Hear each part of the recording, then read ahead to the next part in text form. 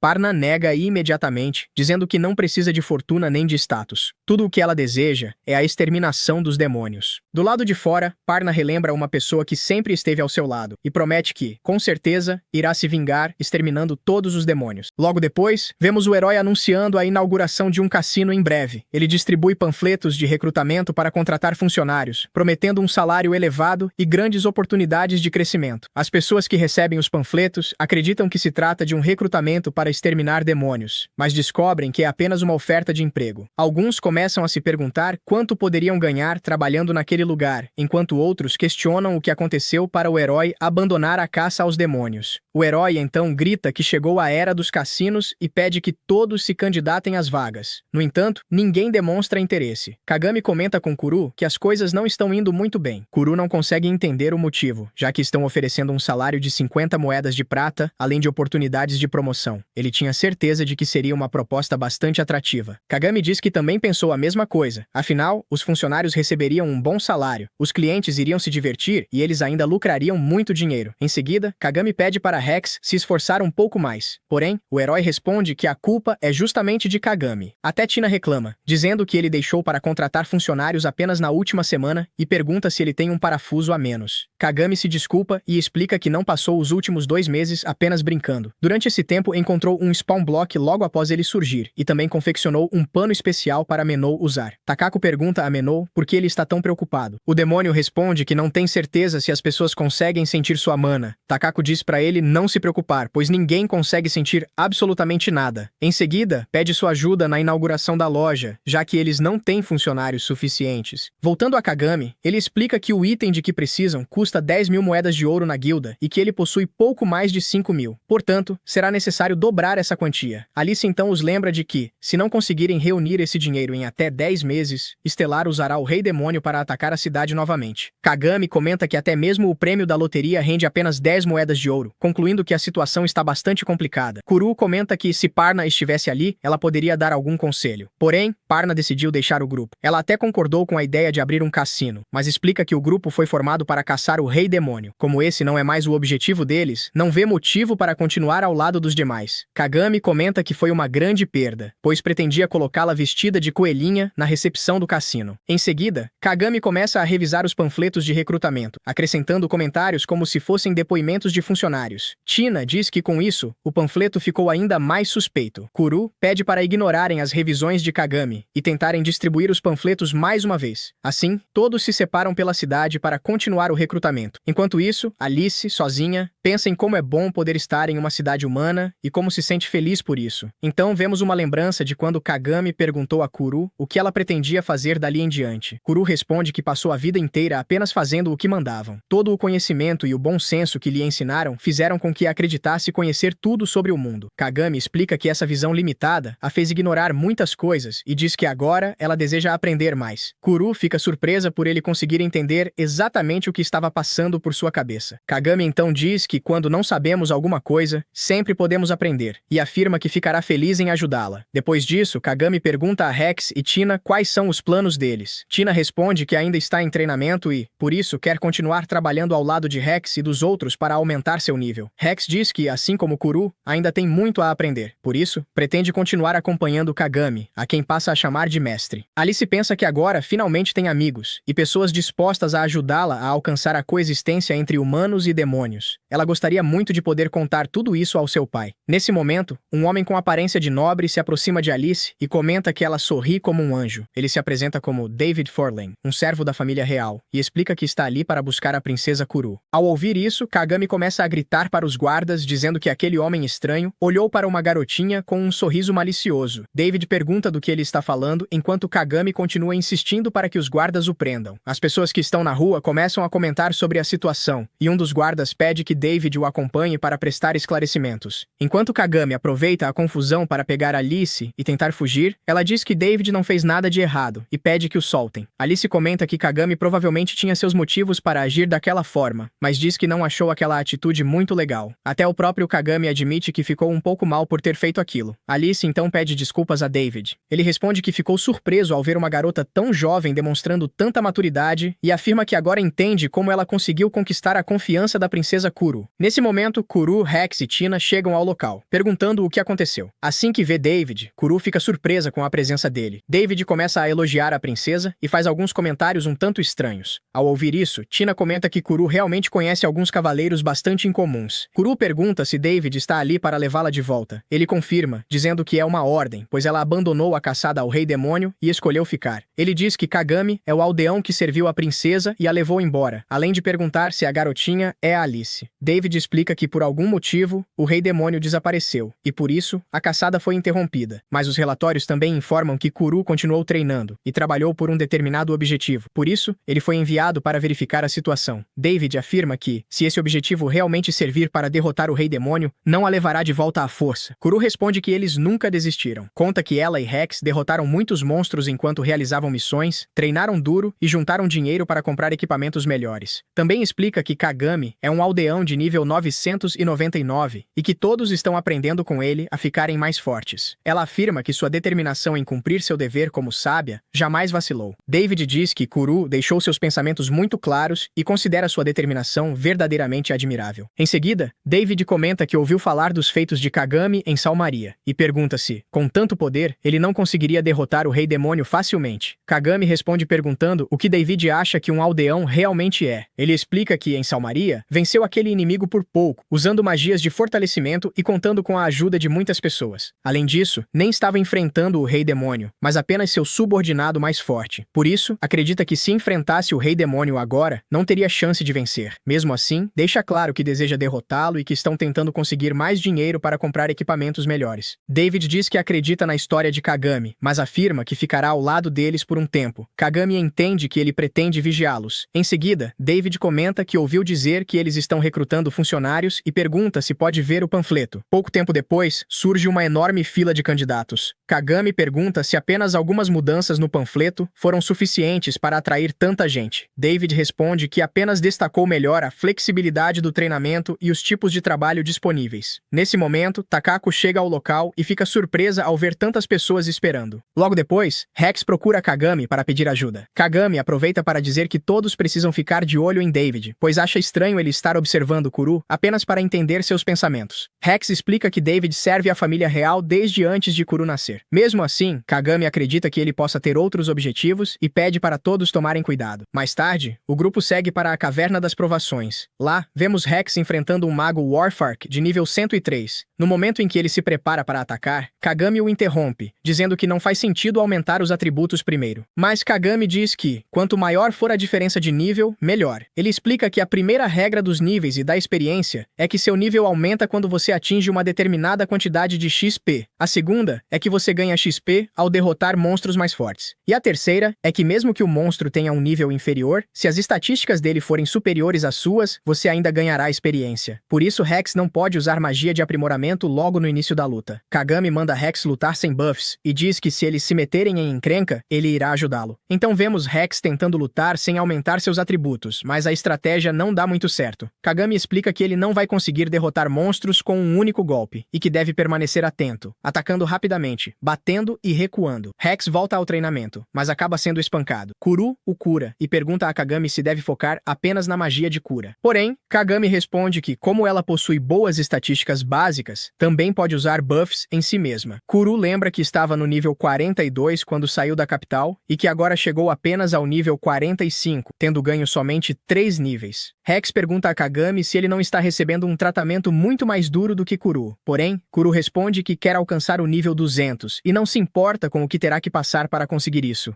David elogia Kagami, dizendo que ele é um excelente professor de combate, mas que não sabe lidar com o coração feminino. Em seguida, pergunta como Kagami ficou tão forte, já que ele é muito jovem para alguém de nível 999. David também comenta que não acredita que Kagami tenha feito tudo isso por dinheiro, e nessas circunstâncias, sente que pode confiar a princesa Kuru a ele. Kagami responde que nenhum aldeão faria algo tão arriscado apenas por dinheiro. Porém, David discorda, dizendo que a maioria fica mais forte justamente para enfrentar monstros mais poderosos e ganhar ainda mais dinheiro. Alice pergunta se monstros mais fortes realmente deixam cair mais dinheiro. Kagami confirma, dizendo que quanto maior o nível do monstro, maior costuma ser a recompensa. Ele ainda comenta que existem monstros raros que dropam muito mais do que o esperado, mas ninguém sabe exatamente onde encontrá-los. Alice então se lembra de um livro que falava sobre o monstro de nível mais alto do mundo, uma criatura tão poderosa quanto o próprio Rei Demônio, e fica imaginando quanto dinheiro ele deixaria ao ser derrotado. Kagami agradece a David, dizendo que o cassino abrirá em 2 dias e que isso só foi possível graças à sua ajuda. Porém, David dá todo o mérito para Takako, afirmando que ele é um homem entre os homens. Nesse momento, Alice revela que Takako, na verdade, é uma mulher, deixando David completamente chocado. Enquanto todos continuam conversando e brincando sobre a situação, Rex segue apanhando durante o treinamento. Depois de algum tempo, ele finalmente consegue derrotar o monstro e comenta que Kagami é realmente incrível, pois estava quase no seu limite. Kagami pergunta quanta experiência Rex ganhou, e ele fica surpreso ao perceber que recebeu muito mais XP do que conseguia antes. Kagami explica que a primeira habilidade que adquiriu foi Autoressurreição e que foi justamente ela que lhe permitiu lutar por períodos muito maiores. Kuru comenta que eles já conhecem algumas das habilidades de Kagami, como Autoressurreição, Quebrador de Limites e Aquele que Desafia Deus. Então pergunta quais são as outras 7 habilidades, já que uma nova habilidade é adquirida a cada 100 níveis. Kagami responde que não está escondendo nada, mas também não é normal sair por aí contando todas as próprias skills. Nesse momento, mais 3 monstros aparecem. Kagami se deita no chão, pega uma pedra e a arremessa, dizendo que aquilo representa 5 das suas outras 7 habilidades. Kagami então revela que possui 5 habilidades relacionadas aos dedos: Super Dedo, Hiper Dedo, Ultra Dedo, Dedo Milagroso e Dedo Perfeito. Ele explica que todas elas aumentam a força do arremesso e melhoram muito sua precisão, sendo praticamente habilidades com o mesmo efeito. Kagami comenta que, quando chegou ao nível 600, se sentia um completo inútil por só receber habilidades relacionadas aos dedos. Porém, Lily explica que tudo mudou quando ele alcançou o nível 700 e finalmente recebeu uma habilidade com um nome realmente legal. O problema é que a habilidade não fazia absolutamente nada além de ter um nome bonito. Todos ficam completamente chocados com a quantidade de habilidades inúteis que Kagami possui. Mas é aqui que o episódio chega ao fim. Se você chegou até aqui, comente a palavra dedo para mostrar que assistiu até o final.